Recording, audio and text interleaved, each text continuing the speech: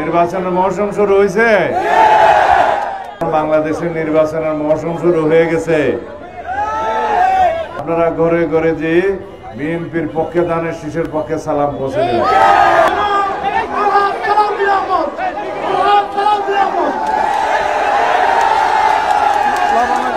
অপেক্ষা করুন, ইনশাল্লাহ সুদিন আসবে। আগে যে সময় বিএনপির সময় আপনারা লবণের ন্যায্য মূল্যে পেয়েছিলেন, ইনশাল্লাহ ভবিষ্যতেও লবণের ন্যায্য মূল্য নিশ্চিত করা হবে। মহাসড়ক বন্ধ করে কোনো জনসভা করা ঠিক হবে না, পথসভা করা ঠিক হবে না, মানুষের দুর্ভোগ সৃষ্টি করে। এখন মাগরিবের সময় আর রাস্তা বন্ধ করা যাবে না। আমি অন্য সময় আপনাদের সাথে দেখা করতে আসবো, কথা বলবো।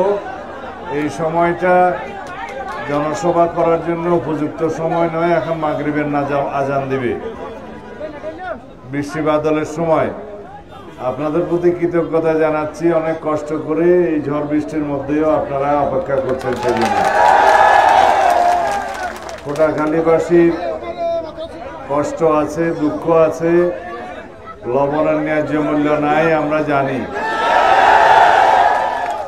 আপনারা আন্দোলন সংগ্রাম করেছেন লবণের ন্যায্য মূল্যের জন্য, তাও জানি।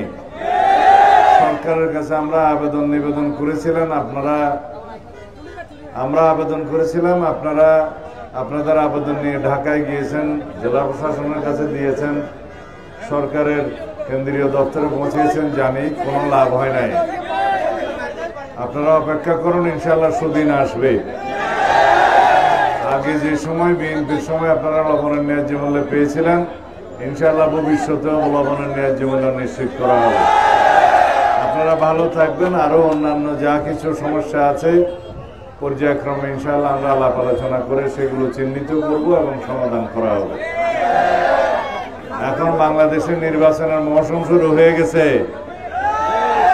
নির্বাচনের মৌসুম শুরু হয়েছে। কেউ কেউ বলতেছে নির্বাচন এটা না হলে হবে না, ওইটা না হলে হবে না, এগুলো ভুলে যান।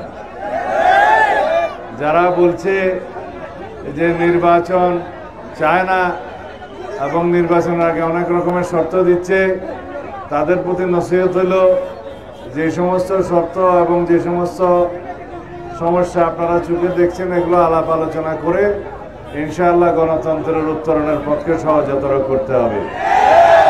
যে গণতন্ত্রের জন্য আমরা সংগ্রাম করেছি, আমাদের সন্তানেরা শহীদ হয়েছেন, তাদের প্রত্যাশা হচ্ছে গণতন্ত্র প্রতিষ্ঠা করতে হবে, ভোটাধিকার প্রতিষ্ঠা করতে হবে।